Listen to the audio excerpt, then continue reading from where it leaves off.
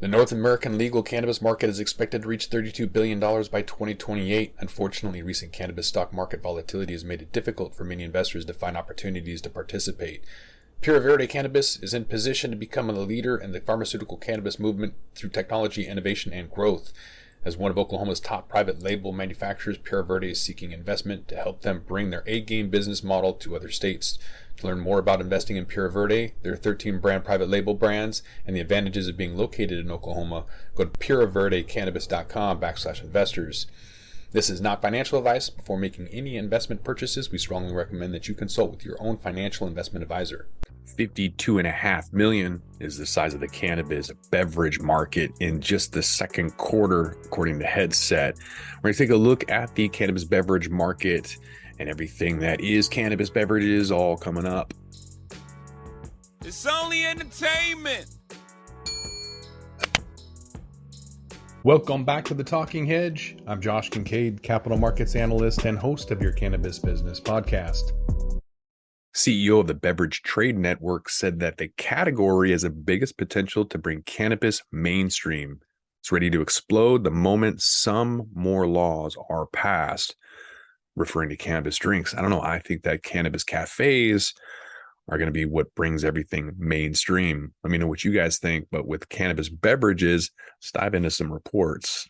Cannabis beverages are fairly popular, although it's expensive. I don't really do a lot of edibles myself. I'd prefer to do an RSO, something that's more concentrated, less expensive, less sugar.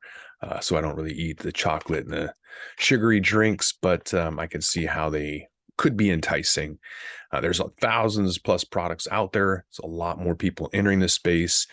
When you look at certain beverages, brands rather, you get a better industry of what's happening.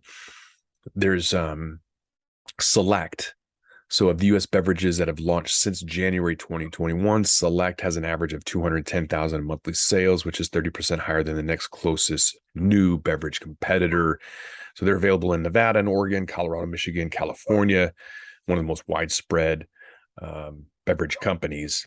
Week was introduced in March of 2022 in the relatively new Michigan cannabis market, with sales for their line of cannabis-infused seltzer waters growing 58%, bringing in monthly average sales to almost 77,000 and getting 10% of the total beverage sales in Michigan, making them the third most market share beverages in the state.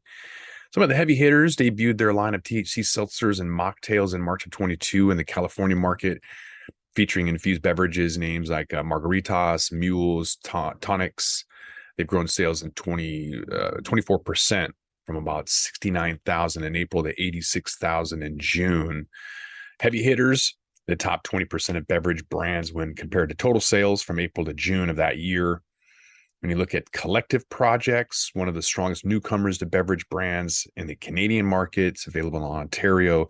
Average sales are 90% higher than the next closest competitor, posting 500 grand in average monthly sales. Since they launched in June of 2021, Collective Projects has seen sales grow 155% for their infused beverage line. There's also Fresh Cannabis Beverages. They've got a seltzer water that hit Canadian stores in July of 2021, and their monthly sales went from 119,000 to 324,000 from August to June. Only 1% of current consumers identified infused beverages as their primary or preferred product form. Flower is still dominant, but looks like the younger people want to at least try it. One of the key form factors that are benefiting beverages is the fast onset, especially with the new nano emulsion technology that's being utilized by a lot of the top producers. So they're getting a fast acting effect of cannabis beverages. So that's going to be a nice little appeal for people who want it to hit them hard, but they are seeing reduction in the amount of THC.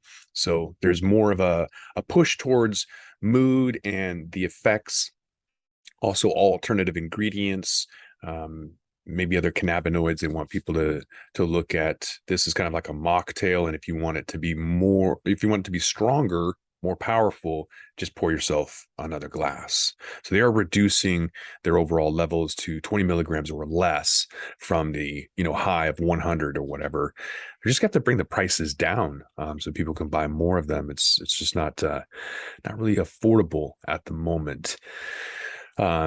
BDS Analytics, they look at some retail sales tracking data from California, Colorado, Illinois, showing that the top 3 out of 5 cannabis beverage brands contain less than 25 milligrams, making that the go-to choice for a lot of people. So there's still plenty of people that want that 100 milligram dose, but they are showing that the larger consumers are preferring lower doses of THC. So 55% of edible consumers in adult use states prefer THC doses of 20 milligrams or less. Let's take a look at who is buying cannabis drinks. It's not newbies or microdosing mamas. Cannabis drinks are hotly discussed, and drinks are seen as a primary cannabis for some people, mostly I think the younger folks.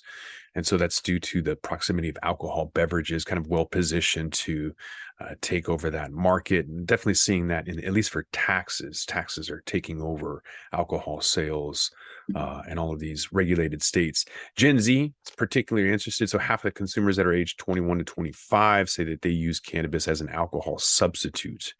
Cannabis drinks aren't expected to get more than 1% of the entire adult share, but they are trying to grab more market share from alcohol.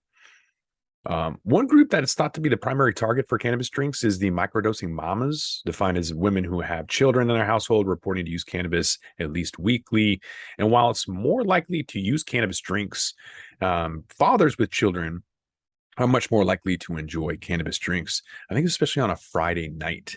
I tend to know people who go out specifically looking for edibles on a Friday night, and then they need a couple of days to recover because, again, they're going for like that 100 milligram. They just want to get knocked out on a Friday, get the week over with, and then recover by Monday. Of parents that consume cannabis 1 to 4 days a week, fathers are 42% more likely to report using cannabis drinks than moms. It's not necessarily newbies either.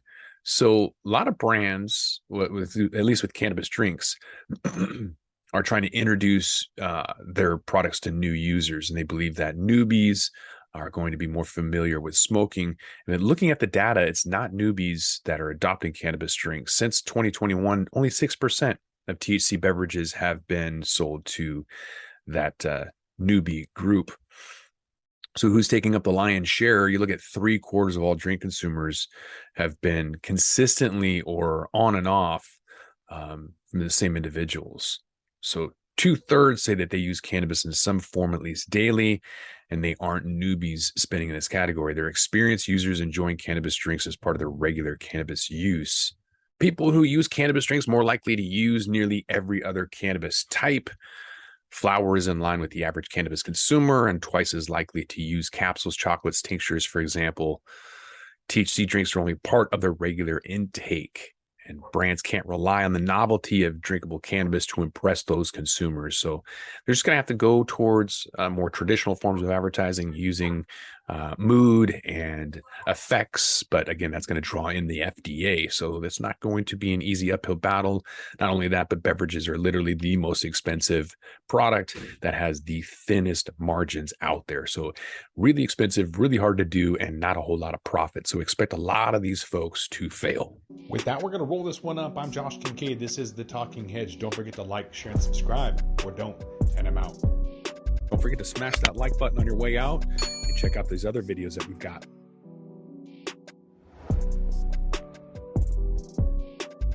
How do cannabis CEOs balance growth and optimization strategies? What is THCO, Delta-10, and CBNA, and why should you care about these minor cannabinoids? And why isn't the endocannabinoid system covered in medical school? Most people think they're up to date in trends in the cannabis industry, but they're about 6 weeks behind. Learn about what is truly next in the cannabis space by joining myself, Brian Fields, and Kellen Finney every week on the Dime Podcast, and of course, on PodConnects.